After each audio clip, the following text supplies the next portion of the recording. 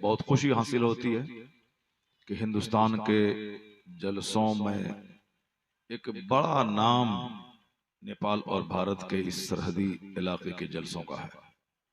लेकिन थोड़ी सी कमी यह होती है कि हमारे यहाँ नात सुनने के बाद लोग चले जाते हैं, वो दीन ही नहीं सीख पाते हैं कि इस्लाम क्या है, इस्लाम क्या सिखाता है। कुछ नहीं, सिर्फ नात सुने और चल लिए। जलसा बहुत मुश्किल से होता है, यहाँ का एक एक लम्हा कीमती होता है। कल अगर मौत आ गई तो फिर कलमा पढ़ने की फुर्सत नहीं देगा फरिश्ता। और सबको मालूम है कि आजकल जवानों की ही मौत सबसे ज्यादा हो रही है। अभी परसों की रात में फैजाबाद में था, हुजूर कायदे अहले सुन्नत अल्लामा अज़द रज़ा खां मद्दज़िल्लुल आली, वो उस जलसे में थे। जनाब असद इकबाल भाई थे, यानी हिंदुस्तान की क्रीम टीम वहां मौजूद थी। लेकिन लोगों ने कहा कि हुजूर कल ही जो जलसे के रजाकार में से थे, 2 नौजवान बच्चे की मौत गांव में हो गई। 2 और बच्चे वो जलसे के रजाकार थे। इसका मतलब ये निकला कि जो दीन का काम करते हैं उसे भी मौत आती है, और जो दीन का काम नहीं करते हैं उसे भी मौत आती है।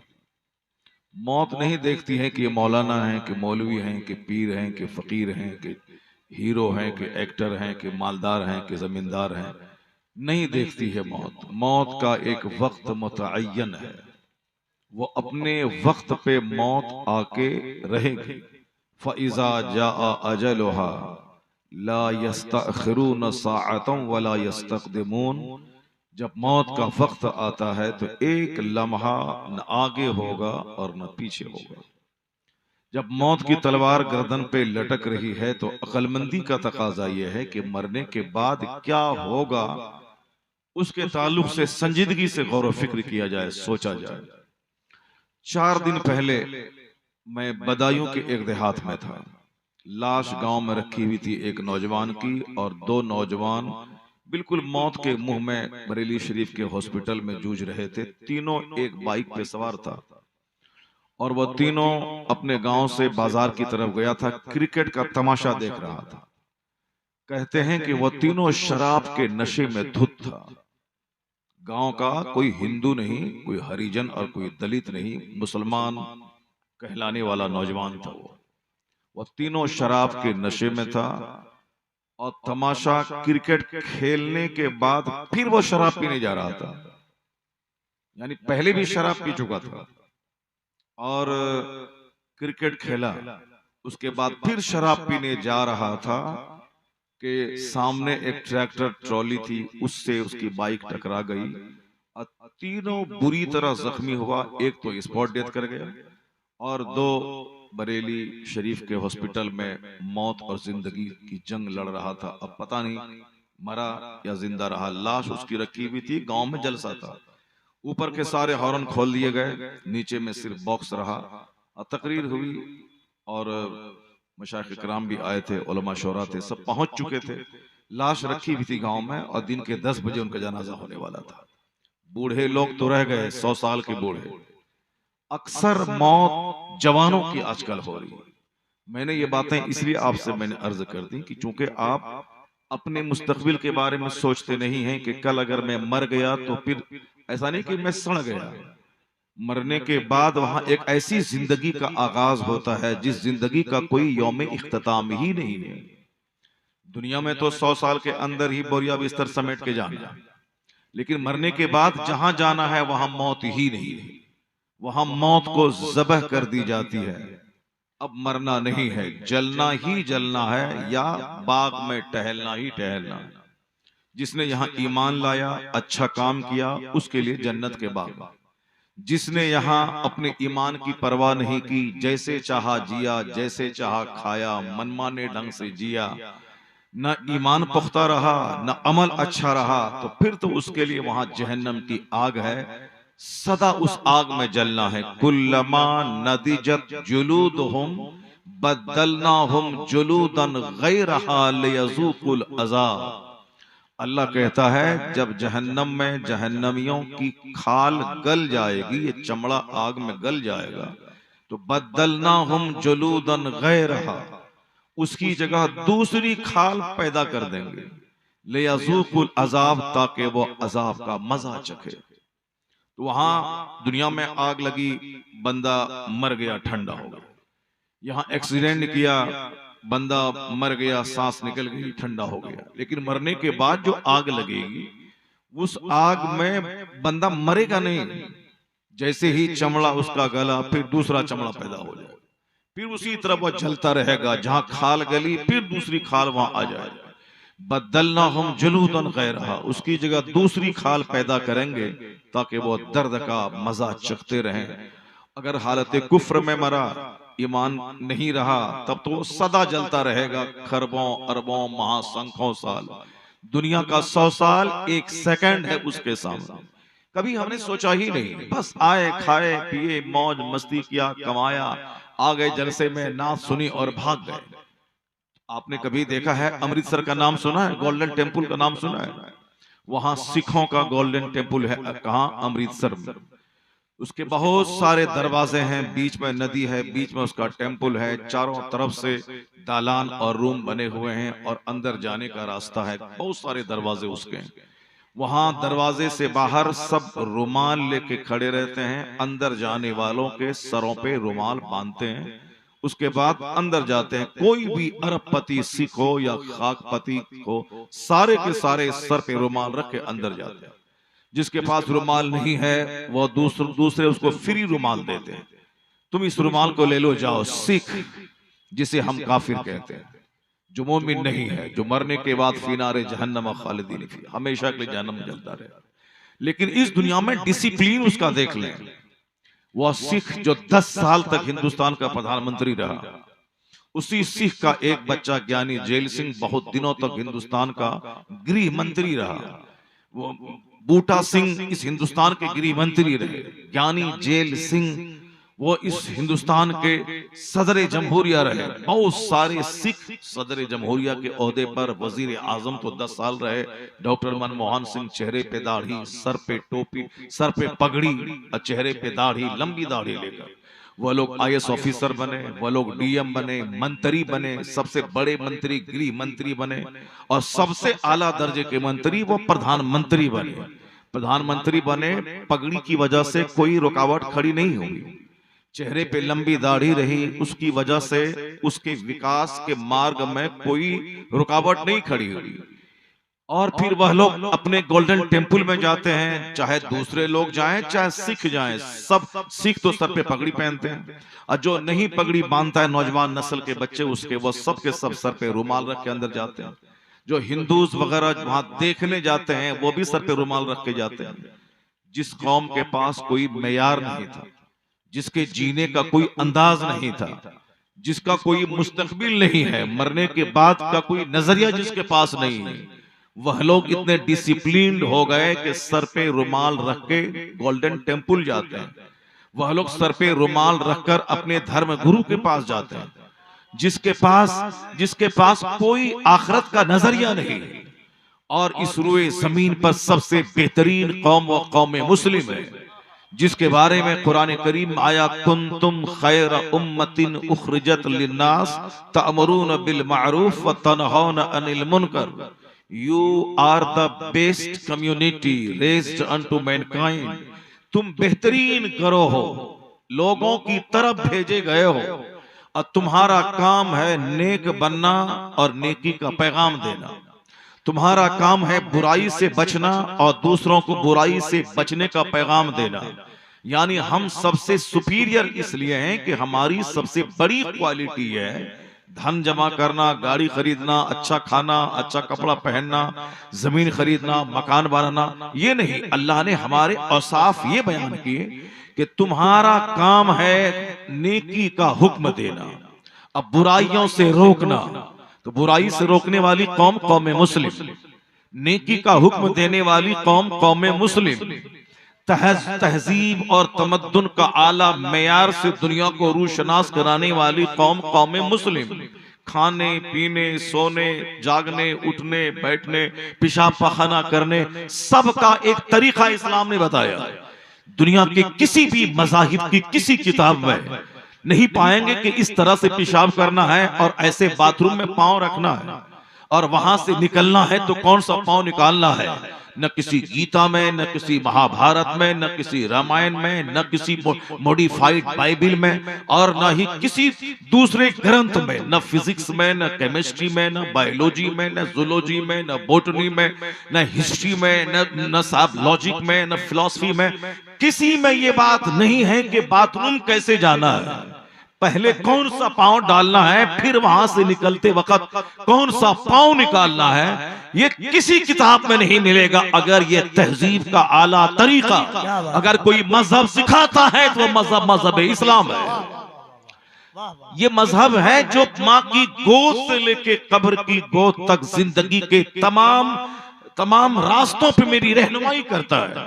इससे बढ़ के और क्या बात हो सकती है कि मस्जिद में जाएं तो कौन सा पांव डालें, अब बाथरूम जाएं तो कौन सा पांव अंदर डालें, मस्जिद से निकलें तो कौन सा पांव बाहर निकालें, और जब बाथरूम से निकलें तो कौन सा पांव निकालें। जब इतनी छोटी सी बात भी मजहब इस्लाम बताता है तो जो बहुत बड़ी से बड़ी बातें हैं, कोई बात ऐसी नहीं है जिसको इस्लाम ने नहीं बताया हो। फर्क सिर्फ इतना है कि मेरे बच्चे इस्लाम नहीं जानते, वह दुनिया के हालात का मुताला नहीं करते, उसके जिम्मेदार मैं भी हूं। क्योंकि हमने तुम्हारे सामने कव्वालों की एक जमात लाके खड़ी कर दी। हमने तुमको बता दिया कि जलसे का मतलब है कि 10 शोरा आया जाए और बस, और फिर नाच सुनने के बाद तुम भाग जाओ। ये हमने बताया, मेरा कसूर है, मुझ मौलवी का कसूर है कि हमने तुम्हारे सामने आलिमों को अपमानित कर दिया। हमने तेरे सामने दीन की बात सुनाने वाले को जलील कर दिया। वह उस वक्त जलसे पे आए जब जलसा उजड़ चुका हो, और कोई नात पढ़ने वाला उस वक्त आए जब जलसा शबाब पे हो, और जब जलसा बूढ़ा हो जाए, लोग चले जाएं, तो मौलवी आए और हाथ जोड़ के कहे कि जरा सा बैठिए, जरा सा कुरान सुनिए, जरा सी हदीस सुन लीजिए, अल्लाह का वास्ता, हुसैन का वास्ता, गौसे पाक का वास्ता। क्यों इन जाहिलों को तू वास्ता देता है गौसे आजम का? क्यों वास्ता देता? जाने दो, जहन्नम में जलने दो, उसे आवारा रहने दो। इस्राइल का यहूदी ऐसे ही काट रहा है, और हिंदुस्तान के मुशरिक और काटने के इंतजार में है कि वहां काटने से छुट्टी मिले, फिर हिंदुस्तान के 40 करोड़ को खा लिए जाए। और जिस हालत में तुम हो, ये काफिर तुम्हें खा ही लेगा और तुम्हें कुत्ते की मौत मारेगा। और जिस दिन तुम जाग गया और जिस दिन तुम मुस्तफा का सच्चा गुलाम हो गया, तो याद रखना अल्लाह का वादा है, सल्तनत यहां देंगे, जन्नत वहां देंगे। और जिस दिन तुम जाग गए, कसम खा लिया कि अब मैं मोमिन बन के जिंदा रहूंगा, अब मैं तौबा करता हूं, हदीस सुनूंगा, कुरान सुनूंगा, इस्लाम सीखूंगा, अल्लाह का डर दिल में बसाऊंगा। जिस दिन तुम जाग गए, जैसे अभी काफिर काट रहे हैं, उस दिन अल्लाह तुम्हें इतनी हिम्मत देगा कि इस्राइल नाम का कोई मुल्क दुनिया में नहीं रहेगा। किबले अव्वल आजाद होगा, फिलिस्तीन आजाद होगा, पूरी दुनिया में एक मजहब इस्लाम रहेगा, एक मसलक अहले सुन्नत व जमात रहेगा। नारे तकबीर, नारे रिसालत। ये कब होगा? ये उस वक्त होगा जब तुम तौबा करोगे, जब तुम सच्ची तौबा करके मोमिन बनना चाहोगे, मुस्तफा का गुलाम बनना चाहोगे। तुमने नात सुनी और भाग गए, हा हा किया, एक कलाम और सुनाइए, एक कलाम और सुनाइए। क्या मतलब है? ये कव्वाली की महफिल है क्या? ये नाच गाने की महफिल है क्या? कॉन्फ्रेंस का मतलब है वहां कुरान सुनाया जाएगा। कॉन्फ्रेंस का मतलब है वहां मुस्तफा की हदीस सुनाई जाएगी। कॉन्फ्रेंस का मतलब है वहां हमारी जिम्मेदारियों से हम रोशनास कराया जाएगा। कॉन्फ्रेंस का मतलब है मैं अपने गुनाहों पे मातम करूंगा, रोऊंगा, सीने का जंग साफ करूंगा। कॉन्फ्रेंस का मतलब है जब मैं यहां से लौट के जाऊंगा तो फजर के टाइम में न मेरी बीवी सोई रहेगी, न मेरे बच्चे सोए रहेंगे। जिस वक्त सारे परिंदे आसमान में उड़कर खुदा की तस्बीह बयान करते हैं, उस वक्त हमारे घर में अब कोई नहीं सोएगा। उन फरिश्तों से हम आहंग होकर खुदा की तस्बीह बयान करेगा। यह है कॉन्फ्रेंस का मकसद, ताकि मैं काफिर बन के नहीं मरूं, मैं मुस्लिम बन के जिंदा रहूं, मैं मुस्लिम बन के मरूं। यही तो है कॉन्फ्रेंस का मकसद। यह दिल तो फौरी उजड़ जाता है। अभी बात आई कि अब मैं मुझको जन्नत जाना है, मुझको अब आखिरत का काम करना है, मुझको गुनाह से बचना है। लेकिन जहां दो चार शराबी मिल गए रास्ते में, ये सारा पानी उतर जाता है और बंदे के दिमाग में वही शराब पीने का ख्याल आने लगता है। अभी आलिमों के पास बैठे लगा कि अब मुझको मुसलमान बन के रहना चाहिए, और जहां खेल तमाशा देखा और हाथ में मोबाइल लेके बैठ गए और तमाशा देखने लगे, पता चला कि नहीं, मजहब के ताल्लुक से शक पैदा हो गया। पता नहीं कि इस्लाम हक है कि नहीं है। इतने सारे करोड़ों लोग अरबपति खरबपति हैं, इनका क्या होगा।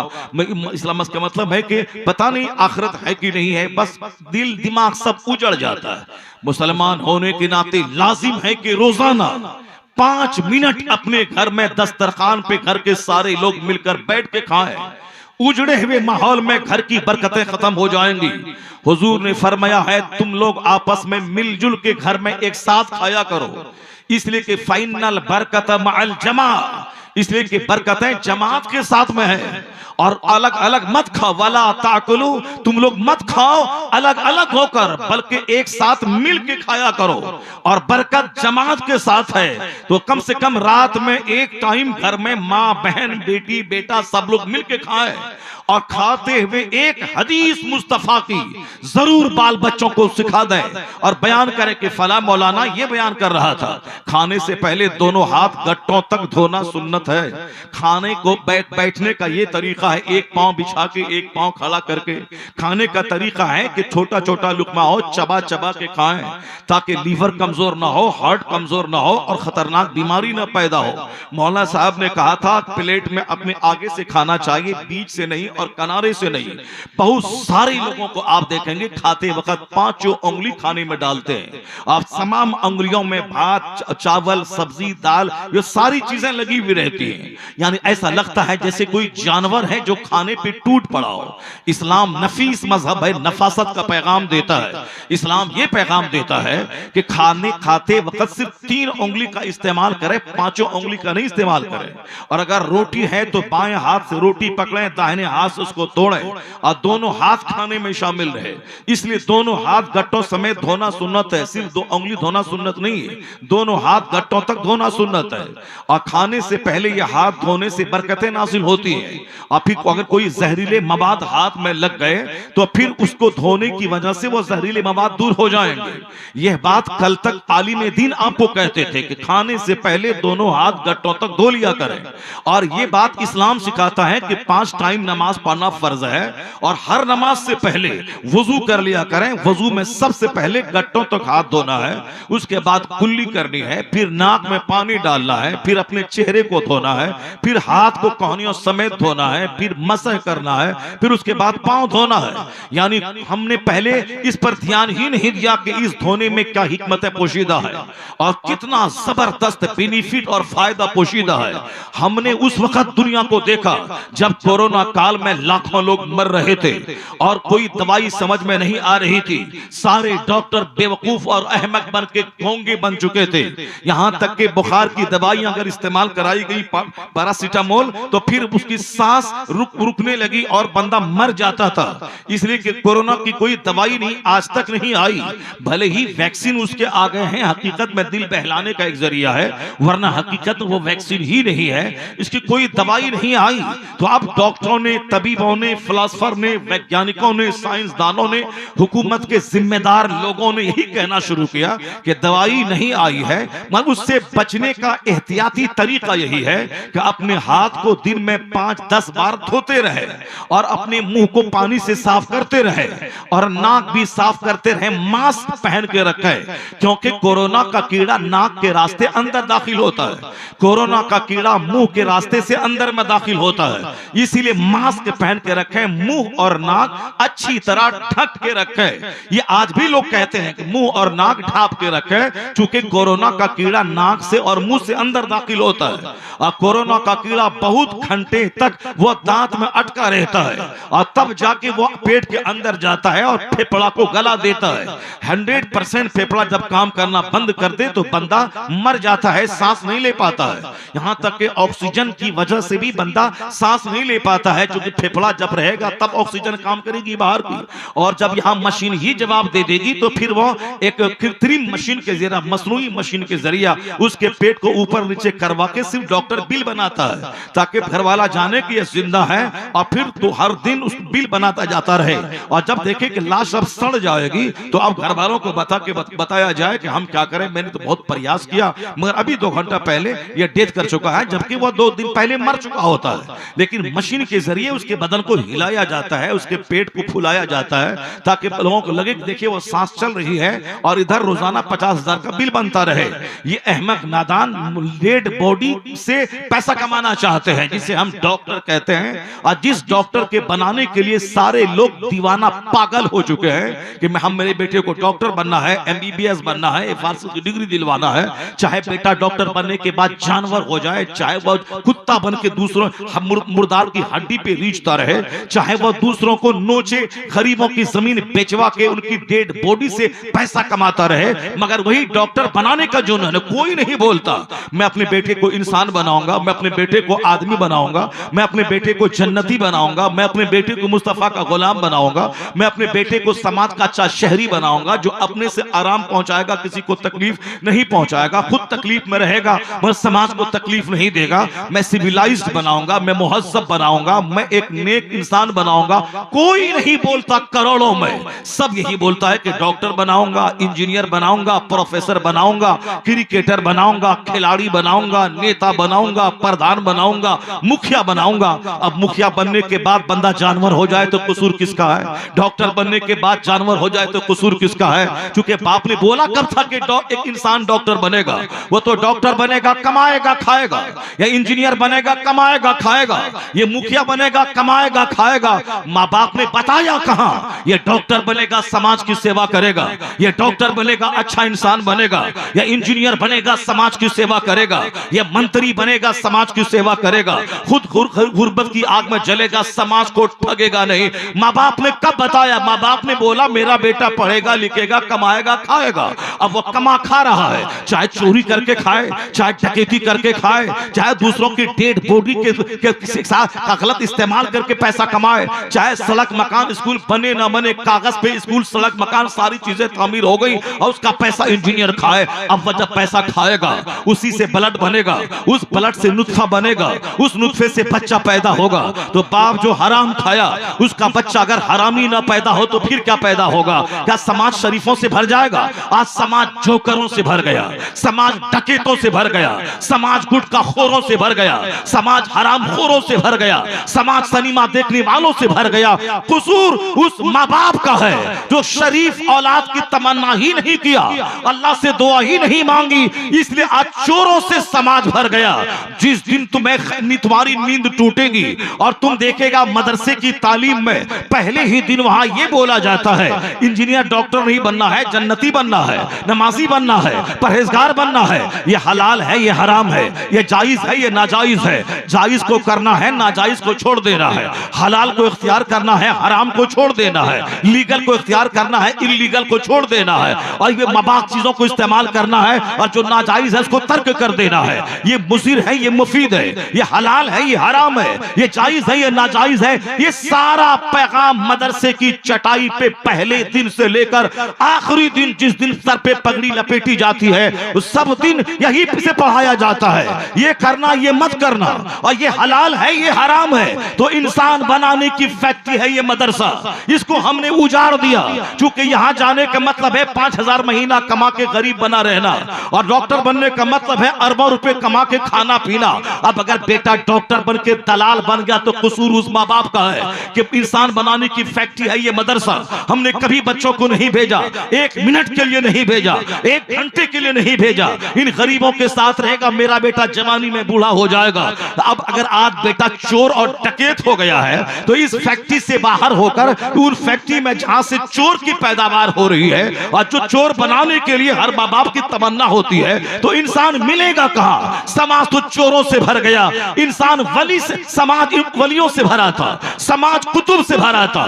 दिल्ली का हर मोहल्ला वलियों की कब्रों से भरा हुआ है, बगदाद का हर मोहल्ला वलियों की कब्र से भरा हुआ है। आप अहमदाबाद का देखें, हर मोहल्ला वलियों की कब्रों से भरा है। पहले हर मोहल्ले में कुतुब रहा करते थे, अब्दाल रहा करते थे, वली कामिल रहा करते थे, उलमा रब्बानी रहा करते थे। क्योंकि ये फैक्ट्री जो थी मदरसा इंसान बनाने की फैक्ट्री, ये फैक्ट्री जिंदा थी। यहां से प्रोडक्शन ज्यादा हो रहा था, पैदावार ज्यादा हो रही थी। सारे लोग अपने बच्चों को इंसान बनाने के लिए उस दरसगाह में दाखिला करवाते थे कि डॉक्टर बाद में बनेगा, इंसान पहले बन जाएगा, इंजीनियर बाद में बनेगा, पहले इंसान बनेगा। तो जब इस फैक्ट्री जवान थी और पैदावार ज्यादा हो रही थी तो समाज वलियों से भरा था, समाज शरीफों से भरा था, समाज कुतुब अब्दाल से भरा था। लेकिन जब से इस फैक्ट्री को मैंने बंद कर दिया या फिर से गरीबों मिस्किनों के बच्चों के पढ़ने की जगह करार दिया, अब ये मदरसा दम तोड़ रहा है, मदरसे में प्रोडक्शन कम हो गया है, तो स्कूल कॉलेज यूनिवर्सिटीज की तालीम का शौक पैदा हो गया, तो समाज तो इन चोरों से भरेगा ही, डकैतों से भरेगा ही। जिस दिन तुमने तमन्ना किया कि अब समाज इंसानों से भरे तो इंसान बनाने की फैक्ट्री में बच्चों को भेजना होगा, और जिस दिन यह फैक्ट्री जवान हुई, अब प्रोडक्शन इसका बढ़ा, तो चोरों की तादाद घटेगी, वलियों की तादाद में इजाफा हो जाएगा। चोरों की तादाद घटेगी, वलियों की तादाद में इजाफा होगा। उसके लिए जरूरी है कि वली बनाने की फैक्ट्री को दोबारा जिंदा किया जाए। उसके लिए जरूरी है कि इंसान बनाने की फैक्ट्री को दोबारा फर्म में लाया जाए। उसके लिए जरूरी है कि इस फैक्ट्री को की नोको पलक को दुरुस्त किया जाए, ताकि हमारा बेटा सिर्फ मौलवी साहब बन के नहीं रहे, हमारा बेटा एक जबरदस्त इस्लाम का मुबल्लिग बन जाए, इस्लाम का दाई बन जाए, एक जबरदस्त इंसान का, समाज का एक इनकलाबी इंसान बन जाए। जब दिमाग में ठानना होगा तब यह फैक्ट्री आबाद होगी। फिर यह हमारा जलसा ये नंगे सर रहने वाले नौजवानों से नहीं भरेगा। मैं यही तो कह रहा था, जिसके पास कोई सलीके हयात नहीं है वह तो रुमाल डाल के गोल्डन टेम्पल जाता है, वह तो रुमाल डाल के अपने धर्म गुरु के पास जाता है। जिसके पास कोई तहजीब नहीं थी, हाँ करना, मजाक करना, हाँ ड्यूटी करना, बेगफलत लापरवाही में जीना जिसका मजाज था, आज वह सीरियस हो गए, वह संजीदा हो गए। अब वो तरीका हयात तलाश करते हैं, आर्ट ऑफ लिविंग खोजते हैं। मगर हमारा बच्चा जो जुमा की नमाज जब से मेरा बच्चा पढ़ता है तब से उसे मालूम है कि हर जुमा के दिन इमाम साहब मेंबर से खिताब करते हैं और उस खिताब में कहते हैं कि ज़ादुकुम कलीलुन कलील, तेरा सफर का खर्चा थोड़ा है, व सबीलुकुम तवीलुन तवील, तेरा रास्ता बहुत लंबा है। यानी कब्र में हजारों साल रहने हैं, कयामत कायम होगी तो एक दिन वहां का 50,000 साल के बराबर है, और फिर पुलसरात से गुजरना है तो 500 साल की मुसाफत के बराबर वहां का रास्ता है। और नेकी बदी तौली जाएगी तो नेकी होगी 100, तो बुराइयां होगी 1 करोड़। ये बता दे किस तरह तेरा कंपनसेशन होगा। तो कहां कभी नेकी बदी का तौले जाने की मंजिल है, कभी पुलसरात की मंजिल है, और कभी क़यामत की होलनाक घबराहट में एक आधा दिन 25,000 साल पसीने में शराबोर डूबे रहने की मंजिल है। कभी मेरे बच्चों ने नहीं जाना। हर जुमा के दिन मौलाना चीखता रहा, तुम्हारे लिए पैगंबर आजम की जिंदगी में बेहतरीन नमूना है। हमारा मौलाना चीखता रहा कि हमारा ईमान अल्लाह की जात पे है, वो अल्लाह हमें रोजी देने वाला है, वही पैदा करने वाला है, वही मौत देने वाला है। फिर हम मरने के बाद उसी रब के सामने हाजिर होंगे और हमसे सवाल होगा कि तुमने जवानी कैसे गुजारी, तुमने अपनी जिंदगी के दिन कैसे गुजारे, तुमने माल कहां से कमाया, कहां खर्च किया, तुमको जो कुछ बताया गया उस इल्म पे तुमने कितना अमल किया। जब तक बंदा इन 4 चीजों का जवाब नहीं देगा अपनी जगह से बंदा हट नहीं पाएगा। बचपन से हम सुनते रहे जुमा के दिन, इन्नल्लाह यअमुरु बिल अदल वल इहसान व इताइ ज़िल कुर्बा व यनहा अनिल फहशाइ वल मुनकर वल बग़ी यअज़ुकुम लअल्लकुम तज़क्करून। हमने समझा कि अब खुतबा खत्म होने वाला है, इसीलिए इस आयत करीमा की तिलावत होती है। हमने कभी जानने की कोशिश नहीं की इस आयत करीमा की अरबो अजम में हर जुमा के ईदैन के खुतबे में क्यों इसकी तिलावत होती है। मुफस्सिरीन फरमाते हैं कुरान पाक में भले ही 6666 आयतें हो, कुरान करीम में 114 सूरतें हैं, लेकिन ये आयत करीमा ऐसी जामे आयत है कि अगर कोई दूसरी आयत नाजिल नहीं भी होती तो भी कुरान पाक के नाजिल होने का मकसद जो था वो इस आयत करीमा से पूरा हो जाता, क्योंकि वो सारी अच्छाइयां जिसका हुक्म इस्लाम ने दिया है वह सब इस आयत करीमा में जमा है। वह तमाम बुराइयां जिससे रोकने का हुक्म इस्लाम देता है वह तमाम हुक्म इसमें मौजूद है। इन्नल्लाह यामुरु बिल अदल वल एहसान में हर जुमा के दिन इस आयत का रिपीटेशन होता है ताकि गिरा बांध ले मुसलमान कि मुझे बेहयाई से बचने का पैगाम अल्लाह दे रहा है, हमें शरारत से बचने का पैगाम अल्लाह दे रहा है, हमें हया का पैगाम अल्लाह दे रहा है, हमें बगावत से बचने का पैगाम अल्लाह दे रहा है, अदल और इंसाफ का पैगाम अल्लाह हमें दे रहा है, एहसान नेकी करने का हुक्म अल्लाह हमें दे रहा है, अपने रिश्तेदारों की खिदमत करने, रिश्तेदारों को नवाजने, गरीब और मिस्किन की खिदमत करने का पैगाम इस्लाम दे रहा है। इसका मतलब है कि इस आयत करीमा को बचपन से हम सुन रहे हैं, लेकिन सबसे ज्यादा बेढंगी कौम, सबसे ज्यादा जाहिल कौम, सबसे ज्यादा झगड़ालू कौम के तौर पर आज दुनिया में हम बदनाम हो चुके। जो दुनिया को तहजीब सिखाने जो लोग आए थे वही तहजीब से ना आशना हो गए। जो साहब काफिर कौमें हमसे सीख सीख कर हमारी दाढ़ी देखकर सिख दाढ़ी रखने लगा, हमारे सर की पगड़ी देखकर वह पगड़ी पहनने लगे, हमारे सर की टोपी देखकर वह सर पे रुमाल रखने लगे और हम ही नंगे सर हो गए, हम भी बेढंगे हो गए। जा देखें कि मस्जिदों में हम टोपी पहन के जाते हैं और हम महफिलों में टोपी पहन के आते हैं। हमारी माएं बहनें बचपन से अपने बच्चों को कहती थी कि मौलाना साहब से मिलने जाना, सर पे टोपी रख के जाना, मौलाना साहब के दुआएं लेना। ये लोग नेक लोग हैं, इनके सीने में कुरान है, इनके सीने में हदीस है, यह लोग नेक लोग हैं, बचपन चटाई पर बच्चों को कुरान पढ़ाते हैं, यह नेक लोग हैं, इनकी दुआएं कबूल होती है। हम लोग तो आम लोग तो नमाज शुरू करते हैं 50 साल में, यह लोग तो 7 साल की उम्र से नमाजी है। जब से मदरसे में दाखिला हुआ वहां किताब भी पढ़ना है, नमाज भी पढ़नी है।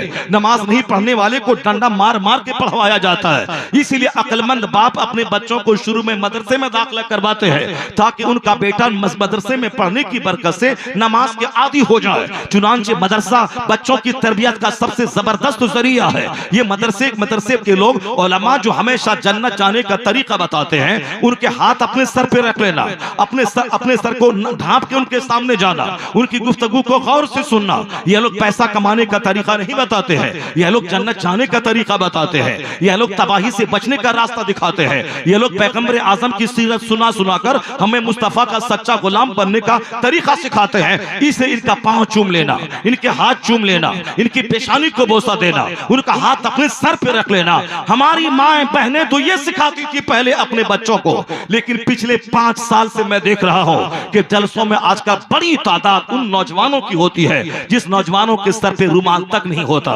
जिनके सर नंगे खुले रहते हैं। और वही नंगे सर वाला नौजवान नाच सुनने के बाद पैसा भी फेंकता है और हाथ उठा के नारा भी लगाता है, और जहां कुरान हदीस की बात, जीवन सजाने की बात सुनने की बारी आई, ये भाग जाता है। अब ये बताएं, मरते दम तक ये नंगा ही रहेगा, ये मरते दम तक मुस्तफा की सीरत से नाआशना रहेगा, ये अनभिज्ञ रहेगा। उसी हालत में मरा, न दुनिया मिली और न फिर आखिरत मिली, फिर क्या होगा? शायर आया, नात पढ़ा, वो 50,000 रुपए लेके चला गया और तुम अलग से उसको 50,000 रुपए छूट में दे दिए और तुम नाचे कूदे, उनको इज्जत मिली अलग। वो अपनी हालत में मस्त है कि साहब हमसे बड़ा कौन है। मैंने नात भी सुनाई, मैंने मोटा लिफाफ भी लिया और फिर पैसों की बारिश भी हुई और इज्जत भी हुई, मेरी बात पे सारा मजमा खड़ा भी हो गया। मौलवी साहब कुरान दिखाता रहा, न कोई खड़ा हुआ, न कोई छूट मिली, न कोई दाद मिली, न कोई इज्जत मिली। ये बताएं, कोई मौलवी बनेगा? नहीं बनेगा। ये कोई मौलवी की बात सुनेगा? नहीं सुनेगा। इसके जिम्मेदार तुम रहोगे। सिख चेहरे पगड़ी सर पे पहनता है और तुम नंगे सर रहते हो। सिख चेहरे को दाढ़ी से सजाता है। अरबपति सिख, हीरो साइकिल सिखों के पास है, A1 साइकिल फैक्ट्री सिखों के पास है, ये नट बोल्ट, ये टायर की फैक्ट्री सिखों के पास है। यानी हिंदुस्तान में समझ लो 1/3 दौलत सिर्फ पंजाब में रहती है। और बिहार और नेपाल के अक्सर लोग पंजाब में नौकरी करते हैं। वह तो दूसरी जगहों के लोग हैं जो वहां अपना प्लांट डालते हैं, वहां फैक्ट्री बनाते हैं, वहां कारोबार करते हैं, वहां दुकान खोलते हैं, 2-4 साल के बाद अरबपति बन जाते हैं। और नेपाल और बिहार के अक्सर मुसलमान जो वहां जाते हैं, मुसलमान क्या अक्सर बिहारी और अक्सर नेपाल के बच्चे जो वहां जाते हैं, वहां दरबानी करते हैं, वहां नौकरी करते हैं, वहां गेहूं की खेती करते हैं, वहां पंचर बनाते हैं, वहां दूसरों की सब्जी लाते हैं, वहां साफ फैक्ट्री में नौकरी करके 12-12 घंटे ओवर टाइम 4 घंटे लगा के वह चंद पैसे कमाते हैं। ये बिजनेस नहीं करते। अरबों की दौलत सिखों के पास है, उनके सर पे पगड़ी भी है और चेहरे पे दाढ़ी भी है। और हम तुमसे कहते हैं कि सर पे टोपी रख, चेहरे पे दाढ़ी रख, मुस्तफा की सुन्नत से सजा। और तू बोलता है मौलाना साहब कौन चलेगा, कौन इस दौर में चलेगा? टोपी पहनेंगे तो डेवलप नहीं कर पाएंगे, दाढ़ी रखेंगे तो तरक्की नहीं कर पाएंगे, नमाज पढ़ेंगे तो बहुत सारा टाइम जाएगा। तुमने कभी देखा? सिखों के गुरुद्वारा को जाके देख ले और वहां खड़े रह के देख ले, तुम्हारी मस्जिद 1 करोड़ की बनी है, उसका गुरुद्वारा 10 करोड़ का बना है। और पंजाब में एक तरफ से शुरू कर, मुरादाबाद के बाद से जब पंजाब की जमीन पे तू कदम रखता है, जिस तरफ निगाह उठा के देखेगा हर तरफ खूबसूरत गुरुद्वारे हैं। एक एक गांव में 2-4 गुरुद्वारे हैं और बड़े बड़े गुरुद्वारे में 50-50 एकड़ जमीन है। तुम्हारी मस्जिदों में 50 एकड़ जमीन नहीं है, तुम्हारी मस्जिदों में 10 बीघा जमीन नहीं है, क्योंकि तुम्हारे बाप ने जमीन वक्फ की थी 1 एकड़, और जमीन जितने में है 2 कट्ठे में उतना तुमने छोड़ दिया, और बाकी जो जमीन थी तुम्हारे बाप ने वक्फ की थी और तुमने उसे नाजायज तरीके से लूट लिया। वो सिख लोग गुरुद्वारे में जमीन डोनेट करते हैं 10 बीघा 20 बीघा, और तुम बाप के जरिया डोनेट की हुई जमीन को कट्टा कट्टा बेच बेच के तू मालदार हो रहा है और तू जमीन बेच के खा पी रहा है। यानी तुझे मस्जिदों का माल खाने में मजा मिलता है और सिखों को अपनी जमीन गुरुद्वारा में देने में मजा मिलता है। और तू कहता है डेवलप कैसे करेंगे, नमाज पढ़ेंगे तो दाढ़ी रखेंगे तो IAS ऑफिसर कैसे बनेंगे, सर पे टोपी रखेंगे तो DM कैसे बनेंगे। मैं कहता हूं ये सिख का बच्चा ये पगड़ी भी पहनता है, सर पे दाढ़ी भी, तेरे पे दाढ़ी भी रखता है, ये DM कैसे बन गया, ये गृह मंत्री कैसे बन गया, ये प्रधानमंत्री कैसे बन गया। डॉक्टर मनमोहन सिंह जब तक पंजाब में रहे, जब तक इंडिया में रहे, तब तक रहे, जब जवान हुए दाढ़ी के बाल निकलने लगे, दाढ़ी छोड़ दी, सिख रस्म रिवाज के मुताबिक अपने सर पे पगड़ी पहनना शुरू किया। यहाँ के पॉश स्कूल में एडमिशन हुआ, सर पे पगड़ी रही, चेहरे पे दाढ़ी रही। यहाँ से निकल के वो ऑक्सफोर्ड और कैम्ब्रिज गए पढ़ने के लिए लंदन, वहां भी सर पे पगड़ी रही, चेहरे पे दाढ़ी रही। और जब वहां से लौट के आया, हाई क्लास का job, reserve bank of India का गवर्नर बना, उनके सर पे पगड़ी रही, चेहरे पे दाढ़ी रही। और फिर उनके लोग IAS ऑफिसर बन रहे हैं, सर पे पगड़ी रहती, चेहरे पे दाढ़ी रहती है। उनके लोग आर्मी और CRPF में जाते हैं, सर पे पगड़ी, चेहरे पे दाढ़ी रहती है। उनके बच्चे बैंक मैनेजर बनते हैं, सर पे पगड़ी रहती है, चेहरे पे दाढ़ी रहती है। ये बता दे कि जिसका कोई मुस्तकबिल नहीं है, जिसका कोई मजहबी शेड्यूल नहीं है, जिसका आखिरत पे विश्वास नहीं है, ये डिसिप्लिन हो गए, ये मुहस्सब हो गए, तो दाढ़ी रख के भी वो DM बन रहे हैं और पगड़ी पहन के भी DM बन रहे हैं। अगर मेरा बेटा मुस्तफा की सुन्नतों पे अमल करते हुए सरों पे टोपी पहनता, चेहरे पे दाढ़ी रखता, फिर 8 घंटे मेहनत से पढ़ता, तो दूसरे कुफार और मुशरिकीन के बच्चे बाद में कामयाब होंगे, पहले मुसलमान का बच्चा कामयाब होगा, क्योंकि इसकी मेहनत भी चलेगी, उधर से सुन्नतों की बरकत भी जमीन पे उतरेगी। जहां मेहनत सुन्नत की बरकत, तो सबसे पहले कामयाबी की राह पे मुस्तफा का गुलाम आगे बढ़ेगा। नारे तकबीर, राम मोहब्बत से नारे तकबीर, नारे रिसालत, इस्लाहे मुआशरा कॉन्फ्रेंस, खलीफे हुजूर ताजुश शरिया। यहाँ तो हमारे बाप ने ये बताया है कि मौलाना मौलवी के चक्कर में मत रहना, मौलाना के चक्कर में पड़ा तो जवानी में बूढ़ा हो जाएगा, मौलाना के चक्कर में रहा तो फिर तुम्हें जवानी में बूढ़ा होना पड़ेगा, इस्लामी लिबास पहनना पड़ेगा, मौलाना के चक्कर में रहा तो फिर तुम्हें 5 टाइम मस्जिद दौड़ दौड़ के जाना होगा, मौलाना के चक्कर में रहा तो डेवलप नहीं कर पाएगा। ये बता दें, ये बातें मेरे वालिद ने, मेरे माँ बाप आज कहना शुरू कर रहे हैं। मौलाना मौलवी को बेटी नहीं देना, ये बड़े बड़े मौलाना है, तकरीर सुन लेनी है मगर उनको बेटी नहीं देनी है। ये बहुत बड़ा शायर है, इनका कलाम सुन लेना है मगर बेटी उसको नहीं देनी है। ये बहुत बड़ा नकीब है, कफील अंबर की तरह, मगर इसको जो है बेटी नहीं देनी है। नकाबत बड़ी अच्छी है, नजामत बड़ी अच्छी है, मगर जहां बेटी देने का सवाल आया, नहीं देनी है। मौलवी की औकात क्या होती है, मौलवी के चेहरे पे दाढ़ी है। अब मेरी बेटी को एक जंगल पसंद नहीं है, इसलिए मेरी बेटी को चाहे क्लीन शेव, क्योंकि हमने अपनी बेटी को कनीज़े फातिमा तो बनाया नहीं है, हमने अपनी बेटी को घर में टेलीविजन दे दिया है। वह टेलीविजन पे करीना को देख रही है, वह कैटरीना को देख रही है, उनके लिबास को देख रही है, उनके हाव भाव को देख रही है। उसी तरह से चुस्त लिबास पहनने का मजाज बन रहा है, उसी तरह से प्यार मोहब्बत करने का मजाज बन रहा है। तो हमारी बच्चियां वो कैसे समझेंगी कि हमें कनीज़े फातिमा बनना है और हमें अपने बेटों को मुजाहिद बनाना है, आने वाली नस्लों को सजाना है। मर्द का रोल है कि वह खेत में काम करें, फैक्ट्री में काम करें, हवाई जहाज का पायलट बन के उड़ाएं, वह समंदर में गोता लगाएं। अब मेरा काम है कि मैं अपने घर में रहकर अपने घर को जन्नत का नमूना में बना दूं, क्योंकि शौहर के पेट से बच्चा पैदा नहीं होता है, बच्चा तो माँ के पेट में रहता है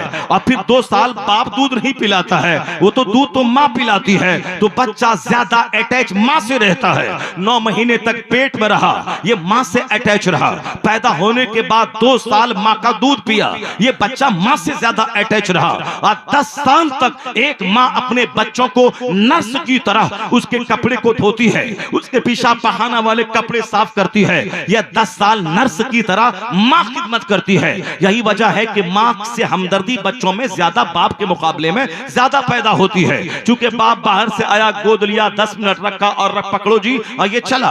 बाप काम करके आया, सोया, सुबह हुई, काम पे चला गया। ये बच्चा ज्यादा अटैच माँ से रहता है, इसलिए बाप से ज्यादा अच्छा माँ को बनना पड़ेगा। क्योंकि माँ के पेट में बच्चा रहता है, बाप के पेट में नहीं रहता है। माँ का दूध बच्चा पीता है, बाप का दूध नहीं पीता है। बाप फलिया और उसका कपड़ा पेशाब पकाने वाला नहीं धोता है, ये माँ 10 साल तक धोती है। तो बच्चा ज्यादा अटैच माँ से रहता है, इसलिए माँ की जबान बच्चा नकल करता है, माँ का कैरेक्टर बच्चा नकल करता है। माँ जिस तरह अच्छी जबान बोलने वाली होगी, बच्चों की जबान वैसे ही सुस्ता हो जाती है।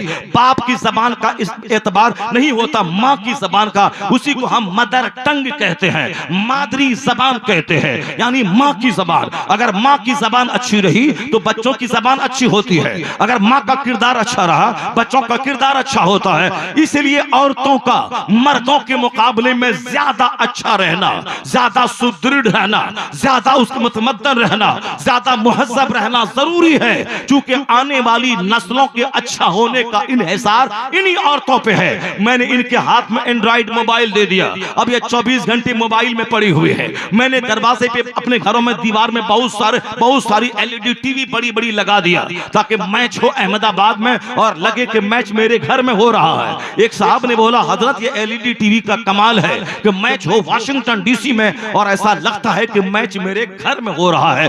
इसीलिए मैंने सबसे पहले LED टीवी लगाई। शर्म, गैरत और हया सबका जनाजा उठ गया। मौलाना से कह रहा है कि मैंने LED टीवी लगवाई है ताकि जहीं कहीं तमाशा हो लगता है मेरे घर में हो रहा है। वो तो गुजरात के वो देहाती अच्छे हैं तुमसे, जो मौलाना के कमरे में आने से पहले वो टेलीविजन पे कपड़ा डाल देता है और ताकि मौलाना की नजर इस पे ना पड़े, वो अपने तमाम घर के सारी तस्वीरों को छुपा देता है ताकि मौलाना की नजर इस पे ना पड़े। और तुम हो कि मौलाना से कहते हो कि हमने LED टीवी इसीलिए लगाई है ताकि मैच हो अमेरिका में और लगे कि घर में मैच हो रहा है, घर में प्ले ग्राउंड बना। हजरत इस टेलीविजन की ही खुसूसियत है। इसका मतलब है इसमें कुछ गलती तो मेरी भी है, क्योंकि हम उसको हमारे सामने जब ये बोला गया उस वक्त हमने उसको जवाब नहीं दिया। हम शायद कि वो नजराना कम कर दे, शायद कि दोबारा अपने घर में वो नहीं लाए, तो हम भी हो गए कमजोर। जाहिर सी बात है, हम कमजोर क्यों नहीं होंगे कि हमारा बाप मजदूरी कर रहा है। हम मदरसे में 10 साल पढ़ के मौलाना बन गए। अब मौलाना बनने के बाद मेरे दिमाग में बात कहां से आएगी कि मैं शराब की मजम्मत करो, मैं मतवली अगर कोई हराम खाता है मैं उसकी हरामखोरी की मजम्मत करो। मैं मजम्मत करूंगा वो निकाल देगा, मेरी जगह छूट जाएगी, फिर मैं कहां का रहूंगा। मेरी माँ तो पोछा लगाती है, मेरा बाप तो मजदूरी कर रहा है। अब तो दिमाग में प्लान है कि मुस्तफा के दिन की खिदमत तो बाद में करेंगे, पहले पुख्ता का घर बना ले ताकि हमारे मुरीद, हमारे मानने वाले नमाजी अगर आए तो वह गरीब के घर में ना बैठे। ये मिट्टी की दीवार पुख्ते में कैसे तब्दील होगी, ये घास वाला ठाट ये कैसे छतों में तब्दील हो जाए, कैसे मेरे दरवाजे पे भी सोफा लग जाए, कैसे मेरे दरवाजे पे गाड़ी आ जाए। मैं मौलाना हूं, मस्जिद का इमाम हूं और मैं साइकिल पे कैसे चलूं। मैं फौरी तौर पे बाइक खरीदना चाहता हूं, तो मैं उसी में उलझ गया कि कैसे बाइक खरीदूं, कैसे मैं छत मैं टाट हटा के वहां पुख्ता डालूं और कैसे मैं मिट्टी की दीवार हटा के पुख्ते की दीवार डालूं। तो फिर कौन होगा? मुतवली अगर शराबी है, बोला खबरदार अगर शराब के खिलाफ बोला तो जगह छुट्टी मिल जाएगी। अब ये मुतवली की सब्जी बाजार से लाके दे रहा है, चूंकि डर के मारे अगर जगह छूटी तो मैं कहां रहूंगा। तो अब घर का जगह छूट गई तो घर कैसे बनेगा, वह दीवार कैसे बनेगी, ये बाइक का पेट्रोल कहां से आएगा। तो हमारा बाप तो मजदूर था, अब मजदूर का बच्चा मौलवी बना। अब वह तो गांव के सेठ से डर रहा है। मैं जब जुमा के दिन खिताब मस्जिद में करता हूं तो सामने वाला जमींदार है जिसके यहाँ मेरा बाप नौकरी किया है, जिसकी गाय मेरा बाप चराया है। अब वो मालदार के सामने मैं कहता हूं ये हक है, ये नाहक है, ये जायज है, ये नाजायज है, ये रास्ता इसे इख्तियार कर, शराब छोड़ दे, सूद छोड़ दे, हरामखोरी छोड़ दे। औरतें जो ग्रुप में आकर के सूद का कारोबार कर रही हैं ये हराम है, इसे छोड़ दे। तो सामने वाला जमींदार कहता है जरा सोच समझ के बोलना, तेरा बाप मेरी गाय चरा रहा था, तेरा बाप मेरे छप्पर पे घास छौनी कर रहा था, तेरा बाप मेरी जमीन बटाई पे करके वो खाता पीता था। जरा अपनी औकात में रहना, होश के नाखून थामना और जरा जो बात तेरे काबिल वही बात बोलना। यानी मालदार आदमी डांट देता है, ये सहम सा जाता है। 1 मिनट खिताब लंबा हुआ, सामने वाला आदमी डांट देता है। तो अब मैं कैसी खिदमत करूं? अब वो तो बोलेगा ही कि मौलाना ये एलईडी टीवी में इतना ऐसा लगता है जैसे मैच घर में हो रहा हो और मैं सुनता हूं। अगर मैंने बोला ये हराम है, इसे हटाओ, ये आले लहवो लईब है, ये तमाशा देखने का आला है, वो बोलेगा जाके पहले अपने घर की खबर ले ले। माँ नौकरी नौकरानी है, अब बाप मजदूरी कर रहा है और ये बड़ी बड़ी बातें बोल रहा है। ये बातें इसलिए पैदा हो रही है, मेरे सामने इंजीनियर बैठे हैं, मेरे सामने डॉक्टर बैठे हैं, मेरे सामने उर्दू जबान के अदीब बैठे हैं, वो इस्लामी हिस्ट्री उसको मालूम है, वह जंगे कादसा, जंगे यरमुक, जंगे बदर, जंगे ओहद की पूरी तारीख जान रहा है। वो उर्दू जबान अच्छी बोलता है, मैट्रिक से लेके एमए तक उर्दू जबान पढ़ा है, उर्दू की तारीख पढ़ रहा है। और हम साहब गरीब का बच्चा, ज्यादा मेहनत हमने नहीं करी, हम गए बरेली में पढ़े, 10 साल है, कुरान कहानी क्या मेहनत नहीं की, ज़रबा ज़ैदुल अमरन में लगे रहे। हमने न तारीख पढ़ी, न मुस्तफा की सीरत पढ़ी, न कुरान की तफसीर पढ़ी। अब जुमा के दिन खड़े हो रहे हैं तो हम आधा घंटे की मैं 15 मिनट नात पढ़ रहे हैं। अब 15 मिनट का जो टाइम बचा है उसमें एक करामत, कोई कहानी बयान कर रहे हैं। तो ये बता दे कि सामने जो इंजीनियर बैठा है, जो उर्दू जबान का अदीब है, सामने जो कॉलेज का प्रोफेसर बैठा है, उसके सामने एक गोंगा मौलवी जो नात पढ़ के और कहानी बयान करेगा, उसकी क्या इज्जत होगी उस अदीब के सामने, उस प्रोफेसर के सामने, उस डॉक्टर के सामने, उस उर्दू जबान के कीड़े के सामने जो पीएचडी किया है, जो प्रोफेसर है, जो उर्दू जबान कायदे से बोलता है और किताब लिखता है, उसके सामने एक छोटा सा गोंगा मौलवी वह नात पढ़ के सुना दिया और एक करामत और एक कहानी बयान कर दिया, तो फिर वो तो बोलेगा ही मौलाना ये एलईडी टीवी मैंने इसीलिए लगाई है ताकि मैच हो वाशिंगटन डीसी में और लगे कि मेरे घर में मैच हो रहा है। अब मालदारों को सामने आना होगा, जिसके पास 1000 बीघा जमीन है उसे अपने बेटों को आलिम बनाना होगा, उसे गहरा इल्म देना होगा, ताकि जब वह मस्जिद में खड़ा हो तो सामने का कोई आदमी हिम्मत न कर सके कि 1 मिनट तूने तकरीर लंबी कर दी, तकरीर शॉर्ट करो, और फिर तेरी हिम्मत कैसे हुई तो बुराई की मजम्मत कर रहा है। और फिर सतही इल्म नहीं, एक गहरा इल्म रखना होगा ताकि सामने उर्दू जबान में जो पीएचडी किया है उसको लगे कि मदरसे का इल्म जिंदा है, उसको लगे कि ये आलिम का नॉलेज पुख्ता है, उसको लगे कि साहब इसकी जबान बड़ी सुथरी है, इसकी फिक्र बड़ी ऊंची है। तो फिर ये ओल जुलूल करने वाले को तो बोलेगा ही एलईडी टीवी मैंने इसलिए लगाया है। जब इल्म की धमक होगी, उसकी नानी मरे के अरबपति उसको बोले, जो गहरा इल्म रखने वाला होता है, अरबपति उसका सूटकेस उठा के घर में ले जाता है, उसको ऊंची जगह बिठाता है, उसका पांव चूमता है, उसका पांव धो के पीता है और कहता है मुझे नहीं मालूम कि तेरे घर पे घास है कि नहीं, मैं इज्जत इसीलिए करता हूं, तू नबी का नाइब है, नबी की हदीस सुनाने आया है, इसीलिए मैं तेरे पांव धो के पी रहा हूं, इसलिए मैं तेरी पेशानी को चूम रहा हूं। मौलियों को भी अपनी हालतों पर नजरसानी करनी पड़ेगी, एक मिनट कीमती है, उसका इस्तेमाल करना पड़ेगा। ऐसा नहीं कि 24 घंटे मोबाइल में खचाड़ रहे हैं और जबान उल्टी सीधी, जुमा के दिन आया और किस्सा कहानी पढ़ा और मोबाइल पे सुना पाकिस्तान की किसी मौलवी की तकरीर, उसी को सुना दी। हर एक हफ्ते में 2 आयत करीमा को रटना होगा, मुस्तफा की 2 हदीस पढ़नी होगी, आधे घंटे की तकरीर में कुरान पाक की 2 आयत का तर्जमा तफसीर सुना दे, मुस्तफा की 2 हदीस का तर्जमा सुना दे। आधा घंटा तो कम पड़ जाएगा और अगर तुमने उसको याद रखा तो 1 साल में कितनी हदीसें याद हो जाएंगी, 1 साल में कितनी आयतें याद हो जाएंगी। सारे इलाके का सबसे बड़ा खतीब तो तू ही बन जाएगा, जो हर जुमा के दिन 2 कुरान पाक की आयतों की तफसीर, उसका तर्जमा बयान करेगा।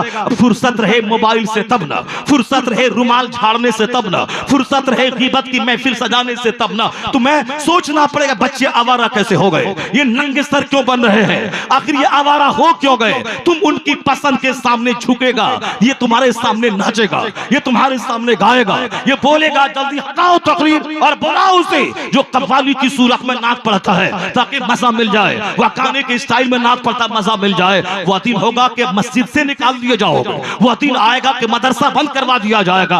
अगर उस दिन के आने से बचना चाहते हो तो तुम्हें हक बोलना होगा, मुताला करना होगा, तुम्हें किताब पढ़ना होगा, लोगों की पसंद के आगे नहीं झुकना होगा, तुम्हें बोलना होगा कोई भी नात पढ़ने नहीं आएगा, सिर्फ एक नात इलाके का कोई बच्चा पढ़ेगा, तिलावत होगी, एक नात होगी, उसके बाद तकरीर होगी, हदीस कुरान होगा, अलग अलग उन्वानात पे तकरीरें होंगी। तो 5 घंटे की महफिल अगर तकरीरों से सज गई तो याद रखना ये सीना हिलेगा, ये सर बदलेगा, ये तहजीब बदलेगी, ये चेहरा बदलेगा, माएं बदलेंगी, बेटा बदलेगा। बुज़दिलों की 1 लाख भीड़ जुटाने से बेहतर है अच्छे लोग 10 लोग बैठे रहे। अगर जंग हो नेपाल और इंडिया में, अगर वहां काहिल गाफिल बुज़दिल फौज चली जाए वो तो जंग हार के आएगी। अगर 50 फौज अगर मेहनती जद्दोजहद हमास के मुजाहिदीन की तरह अगर सरहद पे जाए, वो यहूदियों यहूदियों के नाकोचने चबाने पर मजबूर कर ही देगी वह फौज। इसलिए अल्हड़ों की भीड़ जुटाने की जरूरत नहीं है, ये नादानों की भीड़ जुटाने की जरूरत नहीं है, ये लुच्चे लफंगों की भीड़ जुटाने की जरूरत नहीं है। 50 लोग रहे, नेक रहे, हदीस सुने, कुरान सुने, तेरा जलसा जमीन से उठेगा, आसमान को छू लेगा, तेरा जलसा कामयाब होगा। नस्लें याद रखेंगी, क्योंकि लोग कव्वाली याद नहीं रखते हैं, कुरान और हदीस याद रखते हैं।